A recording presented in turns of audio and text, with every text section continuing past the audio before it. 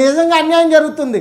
జనాభా ప్రాతిపాదికన ఎకనామికల్ జనాభా ప్రాతిపాదికన ఆర్థిక వనరులు కేటాయిస్తుంది రాష్ట్రాలకి కేంద్ర ప్రభుత్వం. అలాంటి టైంలో జనాభా ఎక్కువగా ఉన్న నార్త్ రాష్ట్రాలకి దక్షిణాది రాష్ట్రాల్లో ఎక్కువగా వస్తున్న ఇన్కమ్ తీసుకొని పోయి పెడుతుంది.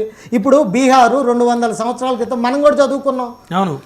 చాలా నాలెడ్జ్ కేంద్రం, బందిపోట్లకు తెలీదు 200-300 సంవత్సరాల క్రితం ఇండియాలోనే అత్యంత నాలెడ్జ్ హబ్గా కీర్తించబడిన నలంద విశ్వవిద్యాలయం లాంటి పెద్ద పెద్ద బీహార్ నుంచి వచ్చింది. ఈ రోజు ఎందుకు అంత మీరు చెప్తున్న బందిపోట్ల రాష్ట్రంగా దొంగల రాష్ట్రంగా ఇంకొక విధంగా అని జరుగుతుందంటే అక్కడ రాజకీయంగా జరిగిన అవినీతి, రాజకీయ కారణాలు తీసుకుంటున్న నిర్ణయాల వల్ల చాలా ప్రజల పాలకుల తప్పిదం వల్ల పాలకులు అంటే ఎవరు? రాజకీయ నిర్ణయాలు ఎవరు చేస్తారు? పాలకులే. దాని వల్ల నష్టం జరిగింది. అలాంటి రాష్ట్రాలకు కూడా మన దగ్గర తీసుకొచ్చి ఇంకా మనం పోషిద్దామా? ఇంకోటి జమ్మూ కాశ్మీర్ లాంటి రాష్ట్రాలకు ఇవ్వడానికి ఎవరు ఒప్పుకోరు. అన్నీ బాగుండి ఎందుకంటే పక్కనున్న కంట్రీస్ నుంచి ఇబ్బంది ఉంది, అక్కడ ప్రొటెక్ట్ చేసుకోవటం కొన్ని ఉగ్రవాదులు లేకపోతే ఎన్నో చర్యలు జరిగినాయి కాబట్టి దానికి మనం ఇవ్వటానికి ఎవరు వ్యతిరేకించవు. రాష్ట్రాలని రాజకీయ నిర్ణయాలతో విభేదిస్తా ఇలాంటి అన్యాయం చేస్తున్నప్పుడు కూడా మనం సమర్థించాలా. ఇంకొకటి మన పార్లమెంటులో ఏదో 13,000 కోట్ల రూపాయలు స్టీల్ ప్లాంట్ కేటాయించారు. లోకేష్ గారు అసెంబ్లీలో 10 అబద్ధాలు చెప్పారు. స్టీల్ ప్లాంట్ నిలబెట్టడం కోసం మేము 13,000 కోట్ల రూపాయలు తీసుకొచ్చాం, నువ్వేం తెచ్చావు జగన్మోహన్ రెడ్డి అని. ఆ 13,000 కోట్ల రూపాయలు ఏమైనాయి? విశాఖ ఉక్కు ప్లాంట్ కింద ఉన్న అప్పుల కింద జమ చేసుకున్నాయి బ్యాంకులు. అంటే ఏంది? తెలివిగా ప్రజల్ని మోసం చేస్తున్నారు ఈ రాజకీయ నాయకులు. ఇలాంటివి తెలియజేద్దాం. ఏ పార్టీని సమర్థించడానికి ఇక్కడ మనం రావట్లా. ప్రజలు మన భారతదేశం మొత్తం ఒకటే, ప్రజలకు మంచి జరగాలి, రాష్ట్రానికి మంచి జరగాలి. భారతదేశంలో ఉన్న అన్ని రాష్ట్రాలు ఈక్వాలిటీతోనే ఉంటాయి. ఇంకొకటి మన భారతదేశం ఏ నిర్ణయం తీసుకున్నా దాన్ని పర్ఫెక్ట్గా కరెక్ట్గా ఇంప్లిమెంట్ చేసింది దక్షిణాది రాష్ట్రాలు మాత్రమే. ఎగ్జాంపుల్ 1968లో తీసుకొచ్చిన త్రిభాషా సూత్రం కావచ్చు, 1970sలో తీసుకొచ్చిన కుటుంబ నియంత్రణ చట్టం కావచ్చు, పర్ఫెక్ట్గా ఎగ్జిక్యూట్ చేసాం. పర్ఫెక్ట్గా ఎగ్జిక్యూట్ చేసి స్వీయ నియంత్రణ పాటించాం.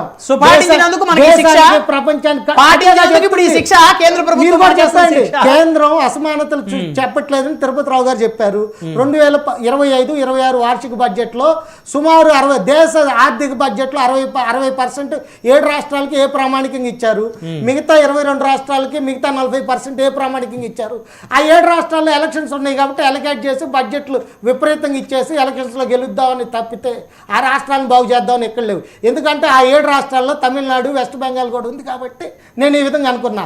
కేంద్రంలో ఉన్న అసలు నాకు కేంద్రం చాలా ఉంటుంది జవాబుదారీతనంగా, మేము ఏమి ఇచ్చినా చేస్తుందని చెప్తున్న చంద్రబాబు నాయుడు గారు, పవన్ కళ్యాణ్ గారు ఎందుకు ఆ 7 రాష్ట్రాల్లో మన రాష్ట్రం ఎందుకు లేకుండా పోయింది, అది ఎందుకు చెప్పలేకపోతున్నారు?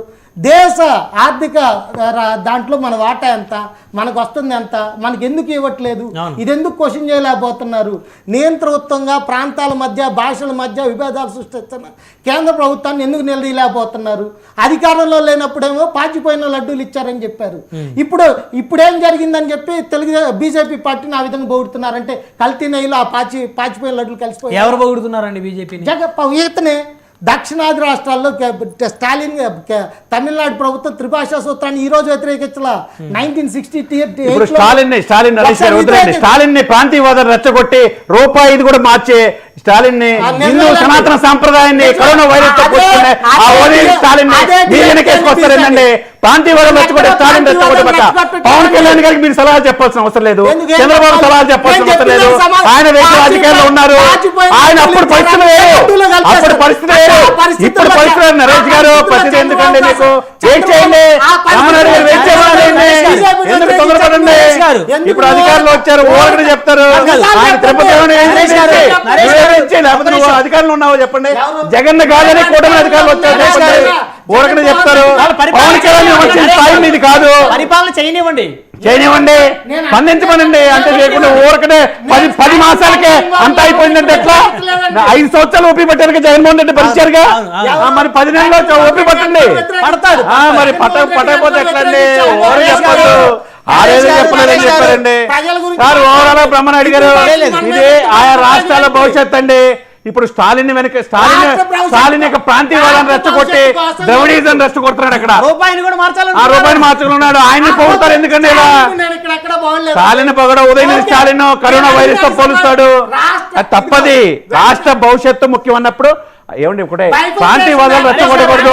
తీసుకోలేకపోతే- బ్రహ్మనాయుడు గారు ప్రాంతీయవాదాలు రెచ్చగొట్టకూడదు. అవును. రాష్ట్ర భవిష్యత్తును ఎవరైతే దృష్టిలో పెట్టుకుంటారో ఓకేనండి, వాళ్ళే మనుగుల్లో ఉంటారు, లేకపోతే కాలగర్భంలో కలిసిపోతారంటే. వ్యక్తిగత అజెండా, రాజకీయాల్లో అదే. వ్యక్తిగత అజెండా పాటించిన వాళ్ళు ఎవరో బైబిల్ కూడా చేయండి. మనుగడ బైఫర్కేషన్ సాగించిన యాక్ట్ లో పరిస్థితి లేదు. దాన్ని ఎందుకు తీసుకొని రాలేకపోతున్నారు? ఉత్తరాంధ్ర, రాయలసీమ వెనకబడిన ప్రాంతాలకు ఇవ్వాల్సిన ప్రత్యేక ప్యాకేజ్ ఎందుకు తీసుకొని రాలేకపోతున్నారు? ఇప్పుడు 8 లక్షల కోట్లు ఇచ్చామంటున్నారు బీజేపీ. చేయని ఎక్కడిచ్చారు? 10 నెలలు వాళ్ళు ఆల్రెడీ అయింది. 5 లక్షల కోట్ల అభివృద్ధి జరుగుతుంది. మరి గత 5 సంవత్సరాలు జగన్మోహన్ రెడ్డి గారు అసలు ఏమి తేలా? 20 మంది స్పెషల్ తెస్తాడు, అసలు ఏమి తేలా? జగన్మోహన్ రెడ్డి పోలవరం పూర్తి చేయాల. అంటే 25 3 రాజధానులు ఉన్నారు, అది లేదు. 25 మంది ఎంపీలు ఇస్తే తెస్తాడు ఆ రోజు. అంటే 22 మంది ఇచ్చారు కాబట్టి తేలేదా? ఆ ముగ్గురు తగ్గారు. జగన్మోహన్ రెడ్డి ఏం తీసుకొని రాలేదు కాబట్టి 11 సీట్లు అవునండి. పరిమితం చేసింది. ఆ. మీరేం సమానం తీసుకొని ఇవ్వరా? వెయిట్ చేయండి 5 లక్షల కోట్లు వచ్చినాయి. చేస్తానే ఉంటాం. మొన్న ప్రధానమంత్రి మోడీ గారు వచ్చారు, చేస్తానే ఉంటాం. 2,18,000 కోట్లు ఇచ్చారుగా. నాయకుల్ని ప్రమోట్ పని చేయండి, ప్రజలను ప్రమోట్ పని చేయండి. చేస్తున్నాం. ఇప్పుడు కాంగ్రెస్ కి అవకాశం లేదు అక్కడ. ప్రమోట్ చేయొద్దు. నరేష్ ఇప్పుడు గారు, రాష్ట్రాల నరేష్ గారు, భవిష్యత్తు. ఇప్పుడు ప్రజల కోసం ఒక్క పనిచేయండి. నిమిషం, ప్రజల నరేష్ గారు. కోసం మాట్లాడండి. ఇక్కడ పవన్ కళ్యాణ్, చంద్రబాబు, జగన్మోహన్ రెడ్డి, స్టాలిన్ వీళ్ళు ఎవరి గురించి మాట్లాడొద్దు. నరేష్ గారు, మీ అభిప్రాయం ఏంటి? ఆ బొమ్మనాయుడు గారి అభిప్రాయం నరేష్ గారు, మీ తెలుసుకోండి. అభిప్రాయం ఏంటి? నీ అభిప్రాయాలు ఎవరో చెప్పకండి. చెప్పావు. పరమేశ్వర ప్రయత్నాలు అవి చెబుతున్నావు. నీ వ్యక్తిగత అసలు నువ్వు నాకు చెప్పే అంత స్థాయి కాదు బాబా. నీది నువ్వు చూసుకో, నీ స్థాయి అసలు నీదంతా చెప్పండి. నీది ఎంత స్థాయి చెప్పు. నువ్వు సబ్జెక్ట్కి వెళ్ళు. నువ్వు పవన్ కళ్యాణ్ వచ్చిన స్థాయి నీది. పవన్ కళ్యాణ్ నీ స్థాయి ఎక్కడికబ్బా. అరే బాబా ఎన్నామని చెప్తావు, నీ స్థాయి బాగా తెలుసు. దయచేసి నరేష్ గారు, నరేష్ గారు, నరేష్ గారు కరెక్ట్ కాదు. వచ్చి వచ్చి చందు గారు ప్లీజ్ ప్లీజ్ ఉపయోగపడే మాట్లాడదాం. నరేష్ గారు అన్ని విమర్శించేది ఏందే? జనాలకు ఉపయోగపడే ప్రజలు. ఉపయోగపడే చెప్పమని. నేనేం చెప్పా? వద్దు వద్దు వద్దు. ఆర్థిక ప్రయోజనాలు కూల్ రాష్ట్రానికి గా తీసుకొని మాట్లాడండి. రమ్మంటున్నా. కూల్ గా నేను మాట్లాడండి. ఎక్కడ? నేను కూల్ కూల్ గా మాట్లాడండి దయచేసి. కూల్ గా మాట్లాడండి. కూల్ గా వద్దు, ఎందుకు అంత ఆవేశం? ఎవరు మాట్లాడారు? వద్దు, వదిలేయండి. ఎవరి స్థాయి వరకు ఉంటుంది. పవన్ కళ్యాణ్ గారు పవన్ కళ్యాణ్ గారు, చంద్రబాబు గారు, నేను చంద్రబాబు స్థాయి గారు, మోదీ గారు, పవన్ కళ్యాణ్ గారి గురించి మీది మీకు ఉంటుంది, మాట్లాడకూడదా? వారిది వారికి ఉంటుంది. అంటే నాది నాకు ఉంటుంది. మాట్లాడకూడదా? వద్దు, పవన్ వద్దు. కళ్యాణ్ గారి గురించి, చంద్రబాబు గారి పవన్ కళ్యాణ్ గురించి సబ్జెక్ట్ ఎందుకు? నేను రాష్ట్రాల ఒక గురించి నిమిషం చెప్పండి. ఆగండి. వ్యక్తిగత సమయం రాష్ట్రాల లేదు. గురించి చెప్పండి. సార్ సమయం లేదు. వ్యక్తిగత విమర్శలు నరేష్ గారు, చేయాలి. నరేష్ గారు వినరా మీరు చెప్పేది? రాష్ట్రం కోసం వినరా మాట్లాడా. చెప్పేది? ఏం చేయాలి? దయచేసి వదిలేసేయండి. దయచేసి ఎవరు ఇక్కడ? వదిలేసేయండి. డిస్కషన్ వద్దు, వదిలేసేయండి. అయిపోయింది. Right. డీలిమిటేషన్ మీద ఫైట్ చేయండి. నేను డీలిమిటేషన్ రాష్ట్రాన్ని గురించే ఇప్పుడు చెప్తున్నానండి. దక్షిణాది రాష్ట్రాలన్నీ ఏకం కావాలంటున్నప్పుడు ఒక రాష్ట్రంలో ఉన్న విశ్లేషకులు ఉన్న మీలాంటి వాళ్ళు ఒకరికొకరు కొట్టుకుంటా ఉంటే అంటే నేను ఏంటండి విశ్లేషణ ఏకం? నేను ఇందాక చెప్పలేదా? జగన్మోహన్ రెడ్డి గారు రాష్ట్రంలో శాంతి భద్రత అగాధంలో తొంగలో తొక్కేశారు, మా నాయకుల మీద అక్రమ కేసులు బనాయిస్తున్నారని కేంద్రంలో గగ్గోలు పెట్టిన జగన్మోహన్ రెడ్డి గారు ఈ రోజు ఎందుకు స్టాలిన్ దానికి వెళ్ళలేదని అడగలేదా? రైట్ అడగలేదా నేను? ఏం జరిగిందే చూద్దాం. ఇప్పుడు అది అడగాల్సింది. ఒక నిమిషం, ఒక నిమిషం, ఒక నిమిషం. సబ్జెక్ట్ మాట్లాడాలి. అది ఆల్రెడీ అడిగారు. ఆ సబ్జెక్ట్ వినపడపోతే మనం ఏం సరే, చేయలేము. వదిలేసి అది ఫస్ట్ అడిగింది నేను అడిగా. రైట్. ఫస్ట్ అడిగింది నేను అడిగా, తర్వాత నువ్వు అడిగావు.